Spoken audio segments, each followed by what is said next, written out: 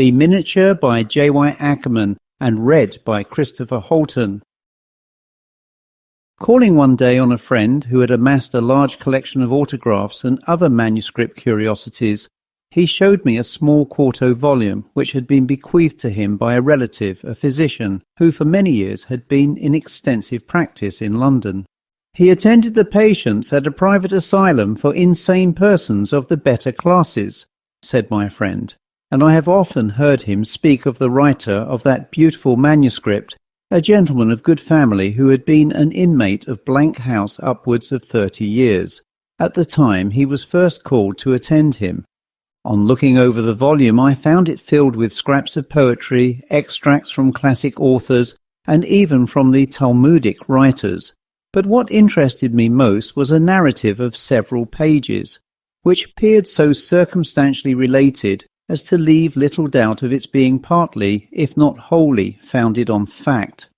I begged permission to make a transcript, which was readily granted, and the result is before the reader. We laugh at what we call the folk of our ancestors and their notions of destiny and the malignant influences of the stars. For what will our children deride us? Perhaps for dreaming that friendship was a reality and that constant love dwelt upon earth. I once believed that friendship was not a vain name, and thought with the antique sage that one mind sometimes dwelt in two bodies. I dreamt and woke to find that I had been dreaming. George S. was my chum at school and my inseparable companion at college. We quitted it at the same time, he to proceed to London, where he was in expectation of obtaining a lucrative appointment in one of the English colonies, and I to return for a short period to the family mansion. When I reached Blank Hall, I found several visitors, among whom was my cousin, Maria D. She had grown a woman since I had last met her, and I now thought I had never seen a more perfect figure or a more bewitching countenance. Then she sang like a siren, and was an elegant horsewoman. Will those who read this wonder that I fell in love with her, that I spent nearly the whole of the day in her company, and that I could think of nothing in the world besides? Something occurred to delay my friend George's departure from England, and as he was idling about town, I invited him to Blank Hall. Great as was my regard for him, I now, however, discovered that I could live less in his company. No marvel, I preferred the society of my lovely cousin, upon whose heart I had the happiness to learn. My constant attentions had already made a sensible impression. I hesitated to make her an offer, though I had even reason to believe our attachment was mutual, partly perhaps from that excessive delicacy which constantly attends on true love, and partly because I wished to do so when my friend should have left us less exposed to intrusion. Would that the deep sea had swallowed him up, or that he had rotted under a tropical sun ere he had come to Blank Hall. One morning I arose earlier than usual and was looking from my chamber window on the beautiful prospect which the house commanded. Wrapped in a delightful reverie of which my lovely cousin was the principal subject, I paid but little attention to the sound of voices below. Suddenly, however, I awoke to consciousness, for the sweet tones of a woman in earnest conversation struck on my ear. Yes, it was hers. It was Maria's. What could have called her forth at so early an hour? As I looked earnestly towards the walk which ran through the plantation, I saw emerge from it my cousin and my friend. My heart rose to my lips and choked my utterance, or I should have cried out at the sight. I withdrew from the window and threw myself on the sofa, tormented with surmises 1,000 times more painful even than realities.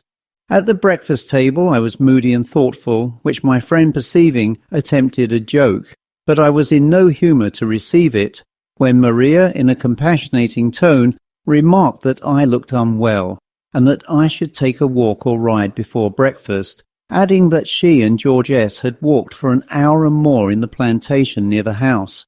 Though this announcement was certainly but ill calculated to afford perfect case to my mind, it was yet made with such an artless air that my more gloomy surmises vanished, and I rallied. But I wished my friend would take his departure. Right truly, says the Italian proverb, Love's guerdon is jealousy. After breakfast, Georges proposed a stroll on foot to the ruins of the Cistercian abbey, about a mile distant from the hall, to which I at once assented. As we walked along the beautiful and shady lane which led to the ruin, George was as loquacious as ever, talked of everybody and everything, and of his confident expectation of realizing a fortune abroad. I was, however, in no humour for talking, and made few remarks in reply, but he appeared not to heed my taciturnity, and when he arrived at the spot, broke forth into raptures at the sight of the noble ruin. And truly it was a scene the contemplation of which might have lulled the minds of most men. 1,000 birds were carolling around us. The grass near the ruin was not long and rank, but short, close, studded with trefoil, and soft as a rich carpet. Luxuriant ivy climbed the shattered walls, bleached by the winds of centuries, and the lizards, basking in the sun, darted beneath the fallen fragments at the sound of our footsteps as we approached the spot. We both sat down on a large stone and surveyed the noble oriel. I was passionately fond of Gothic architecture, and had often admired this window, but I thought I had never seen it look so beautiful before.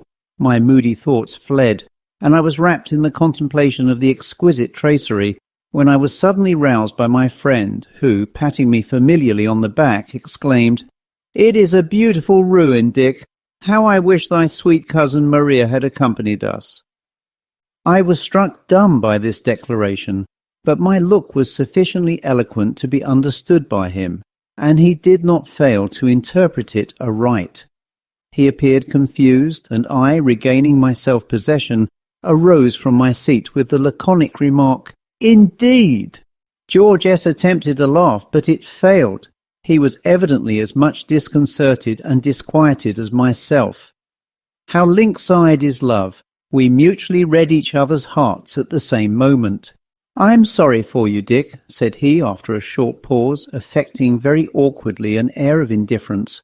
"'Pon my soul I am, but I'm over head and ears in love with the girl, and should die at the bare thought of her encouraging another. I wish for the strength of Milo that I might have dashed out his brains against the huge stone on which we had been sitting. I felt my very blood seethe and simmer at the declaration, and with my clenched fist I struck him a violent and stunning blow, which, though it did not beat him to the ground, sent him staggering several paces backward. "Liar!" screamed I frantically. "Take that! You dare not proceed with your folly!"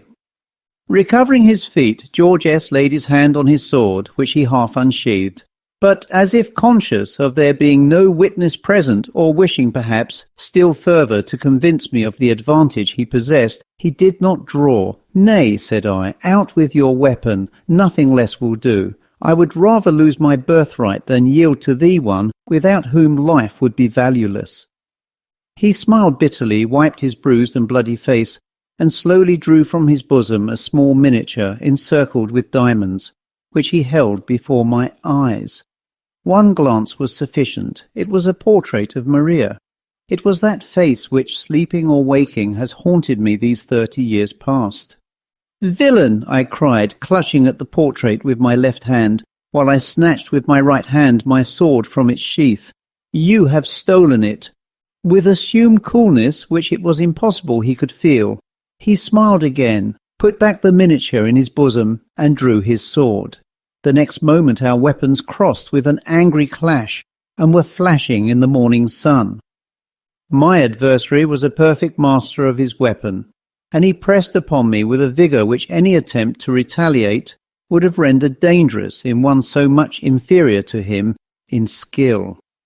Maddened as I was, I yet restrained myself and stood on my guard, my eyes fixed on his, and watching every glance. My wish to destroy him was intense. The fiend nerved my arm, and while he warmed with the conflict, I became more cool and vigilant. At length he appeared to grow weary, and then I pressed upon him with the fixed determination of taking his life. But he rallied instantly, and in returning a thrust, which I intended for his heart, and which he parried scarcely in time, His foot slipped, and he fell on one knee, the point of my sword entering the left breast by accident. It was not a deep wound, and perhaps he felt it not, for he attempted to master my sword with his left hand, while he shortened his own weapon and thrust fiercely at my throat, making at the same time a spring to regain his feet. But his fate was sealed.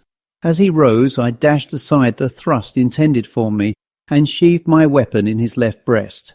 I believe I must have pierced his heart, for he sank on his knees with a gasp, and the next moment fell heavily on his face, with his sword still clutched tightly in his hand. Wearied and panting from the effects of the violent struggle, I threw myself on the large stone which had so recently served us for a seat, and looked on the body of my adversary. He was dead. That fatal thrust had destroyed all rivalry. But at the price of murder, the murder of one who had been my friend from boyhood upwards. 1,000 conflicting emotions racked me as I beheld the piteous sight. Hatred was extinguished, and remorse succeeded. Yet I still thought of the audacity of him who had provoked such deadly resentment. Fear, too, fear of the consequences of this fatal encounter in a solitary spot, without witnesses, added to the intensity of my misery, and I groaned in anguish. What was to be done? Should I go and deliver myself up to justice and declare the whole truth? Should I fly and leave the body of my friend to tell the dismal tale, or should I bury him secretly and leave it to be supposed that he had been robbed and murdered? As each suggestion was canvassed and rejected, in my despair, I even thought of dying by my own hand. "Ah, miserable wretch," I exclaimed, "what hast thou done? To what dire necessity has a fair and false face driven thee? Yet I will look once more on those bewitching features which have brought me to this wretched pass." I stooped and turned the dead man on his back. His pallid face was writhen and distorted. His lips were bloody, and his eyes, which were wide open, seemed still to glare with hatred and defiance, as when he stood before me in the desperate struggle for life and death. I tore open his vest and discovered the wound which had killed him. It had collapsed, and looked no bigger than the puncture of a bodkin, but one little round crimson spot was visible. The hemorrhage was internal. There lay the miniature which, a few minutes before, had been held up exultingly to my frantic gaze. I seized and pressed it to my lips, forgetting in my transports how dearly I had purchased it. This delirium, however, soon subsided, and my next thoughts were of the dead body. I looked about me for some nook where I might deposit it. There was a chasm in the ground among the ruins a few yards off, where the vaulted roof of the crypt had fallen in. It was scarcely large enough to admit the corpse, but I raised it in my arms, bore it thither, and with some difficulty thrust it through the aperture. I heard it fall, as if to some distance, with a dull, heavy sound, and, casting in after it my adversary's hat and sword, I hurried from the spot like another Cain. At dinner, one glanced from Maria as I replied in answer to her inquiry after George S. that he was gone to make a call a few miles off. One glance, I say, thrilled through my very soul, and almost caused me to betray myself. All noticed my perturbed look, and, complaining of violent headache, I withdrew from the table ere the meal was ended, and betook myself to my chamber. How shall I paint the horror of that evening, of the night that succeeded it, and the mental darkness which fell upon my wretched self ere the morning dawned? Night came, I rang for lights and attempted to read, but in vain, and after pacing my chamber for some hours, overpowered by fatigue, I threw myself on the bed and slept, how long I know not. A succession of hideous dreams haunted my slumbers, still I was not awakened by them.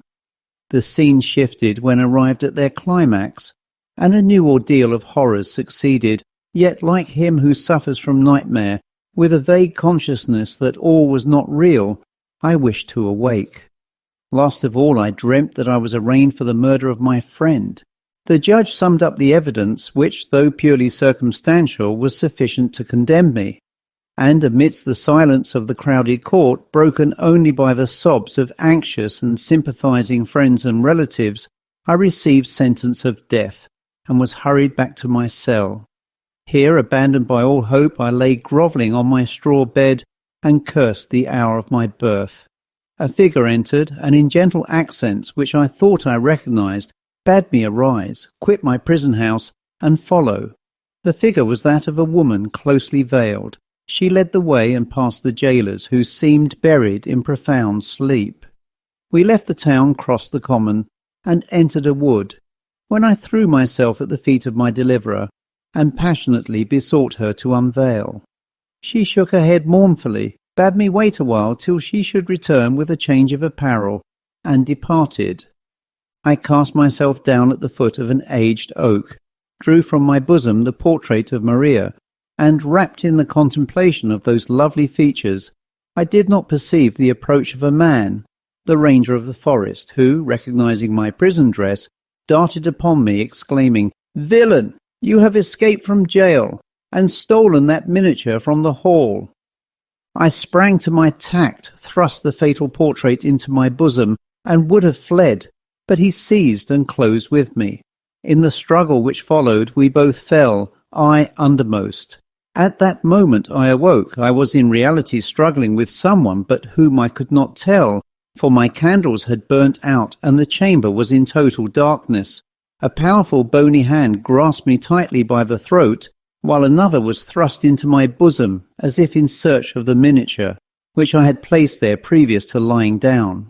With a desperate effort I disengaged myself and leaped from the bed, but I was again seized, and again my assailant attempted to reach my fatal prize. We struggled violently. At one time I seemed to be overpowering him, and for several moments there was a pause, during which I heard my own breathing and felt my own heart throbbing violently. But he with whom I contended seemed to breathe not, nor to feel like a warm and living man. An indescribable tremor shook my frame. I attempted to cry out, but my throat was rigid and incapable of articulation. I made another effort to disengage myself from the grasp of my assailant, and in doing so drew him, as I found by the curtains, near to the window. Again the hand was thrust into my bosom, and again I repelled it. Panting with the violence of the struggle, while a cold sweat burst out at every pore, I disengaged my right hand, and, determined to see whom I was contending with, I dashed aside the curtain. The dim light of the waning moon shone into the chamber. It fell upon the face of my antagonist, and one glance froze the blood in my veins. It was he. It was George S. He whom I had murdered, glaring upon me with eyes which no mortal could look upon a second time. My brain whirled. A sound like the discharge of artillery shook the place, and I fell to the ground, blasted at the sight. Here follows a few incoherent sentences which I have not deemed it necessary to transcribe. The reader will probably supply the sequel to this sad story. The end.